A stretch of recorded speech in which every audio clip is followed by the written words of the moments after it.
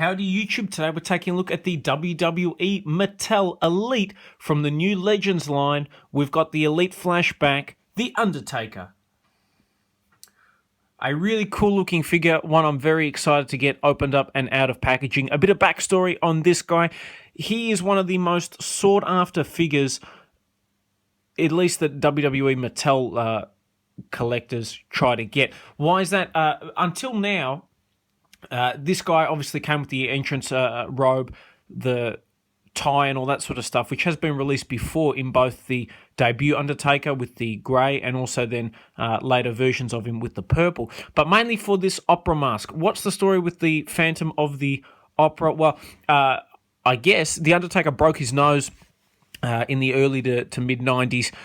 He couldn't stop wrestling, so to get around the broken nose, they gave him that mask. It led to a kind of weird looking Undertaker, which I'm not a big fan of. Certainly I think a lot creepier looking, but that's the backstory.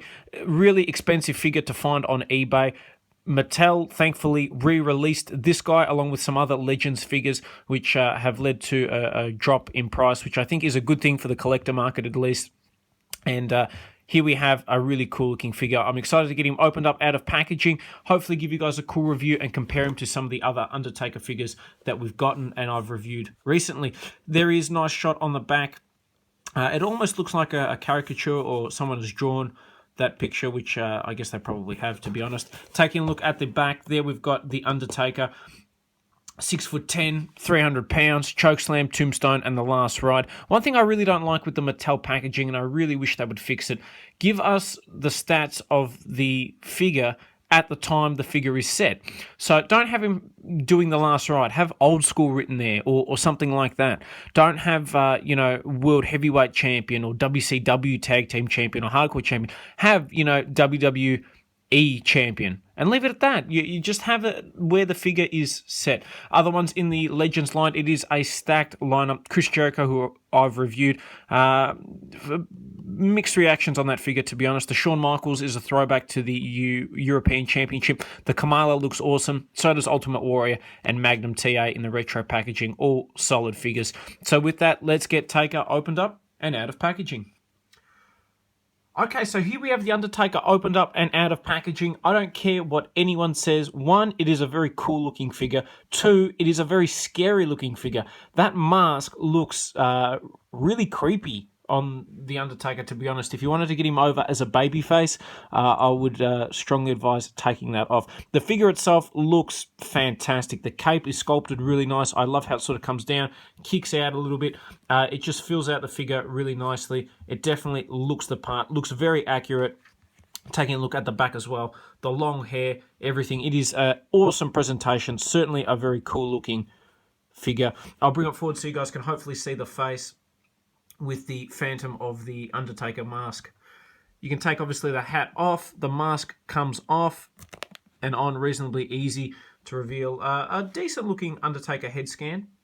It certainly has some nice detail, particularly around the eyes and everything like that. Moving through, we've got a soft goods tie, which is really nice, and then a soft rubber cloak, which I can already suspect is going to be fun to try and get off. But yeah, a really cool looking figure. Very happy I was able to pick this guy up.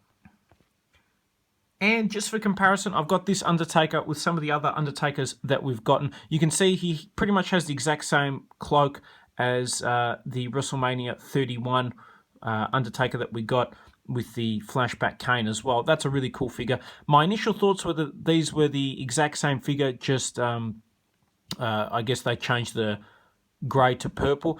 Upon closer inspection, they're completely different figures, and that's really exciting. Definitely a big plus and definitely big incentive to find this guy and pick him up.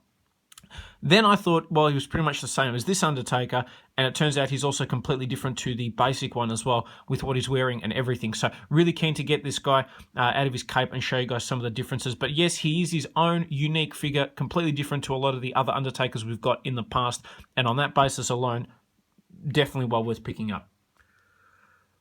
I normally don't show this, but I want to show you guys because it's kind of really poor on Mattel. But don't make the freaking jackets so hard to bloody take off. Look how ridiculous. The arms are basically really stiff. So it makes it extremely difficult to get the jacket off, which gets extremely frustrating because it gets to the point where something's either going to break. Yeah, hopefully you guys can see how much of a nightmare it is to take this thing off. And it's made a little bit harder because of the hair, I guess, being really long. But this cape just does not want to come off. Okay, so I finally got the bloody cape off, and I'm not going to lie, it really turned me off this figure. It was a ridiculous struggle. Mattel, stop cheaping out. Stop giving us these shitty rubber capes. Give us the soft goods one. You did it with Sting. Fair enough, yes, cost things, etc. But that was an really, really unnecessary pain.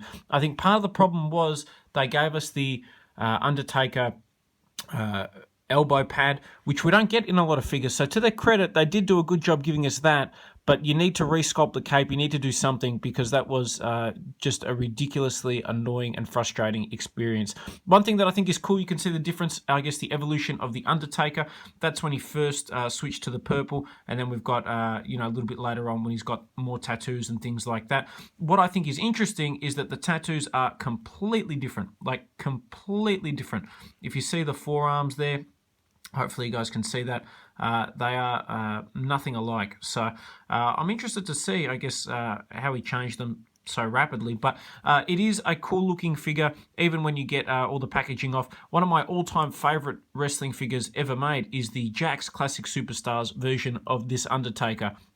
That's one of my all-time favorites. I remember as a kid, my neighbor had one, and it was such a cool figure. I always wanted it, could never find it. So I guess to have this one makes me really happy because I've got the equivalent. He comes with a ball-jointed head, ball-jointed arms, swivel in the bicep, bend at the elbow, swivel in the wrist, ab crunch, swivel waist, swivel legs, swivel thigh, double bend at the knee, and swivel in the boot and swivel in the ankle. So your standard range of elite articulation, which definitely makes this a really cool figure.